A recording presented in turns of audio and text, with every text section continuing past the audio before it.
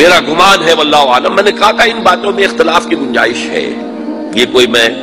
قرآن و حدیث کی روح سے نہیں کہہ رہا ہوں، لیکن جو میرا مشاہدہ ہے افغانستان کی تقسیم ہو جائے گی، پختون حصہ جو ہے پاکستان کے ساتھ ملے گا، اور یہ یہاں پر وادی سندھ جس کو اقبال نے کہا ہے کارواں زی وادی دور و دراز آیت بروں،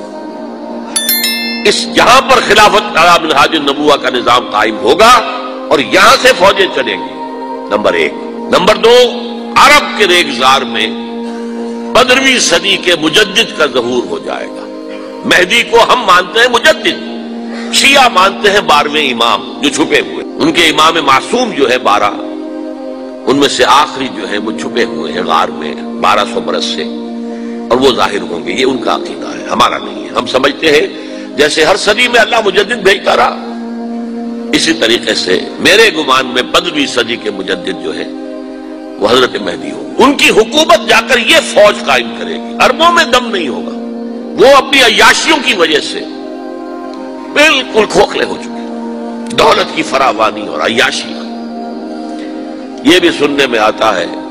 دروغ برگردن راوی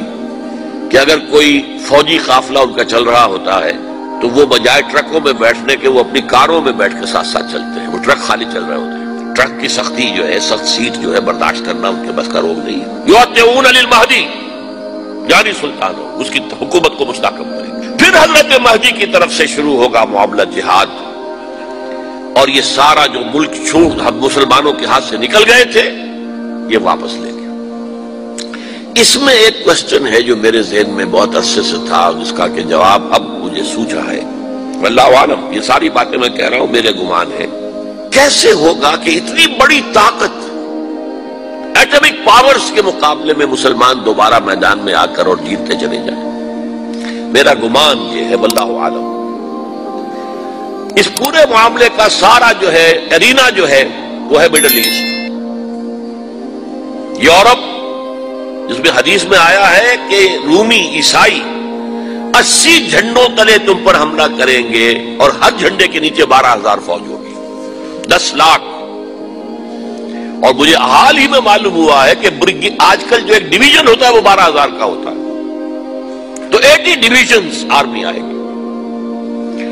لیکن معلوم ایسا ہوتا ہے کہ روس، چائنا، جاپان اور میرے خیال میں انڈیا بھی یہ نیوٹرل رہیں گے، نمٹ لو آپس میں۔ تو ابراہیمی قوموں کا جھگڑا ہے نا کہ فلسطین کس کا ہے، مسلمان کہتے ہیں ہمارا ہے، یہودی کہتے ہیں ہمارا، عیسائی کہتے ہیں ہمارا، تو نمٹ لو، سیٹل یور سکورز۔ لیکن کوئی ویپنز آف ماس ڈسٹرکشن استعمال نہ ہو، اگر وہ ہوئے تو پھر ہم میدان میں آ جائیں گے۔ میرا گمان یہ ہے کہ ویپنز آف ماس ڈسٹرکشن استعمال نہیں کر سکیں گی مغربی طاقت۔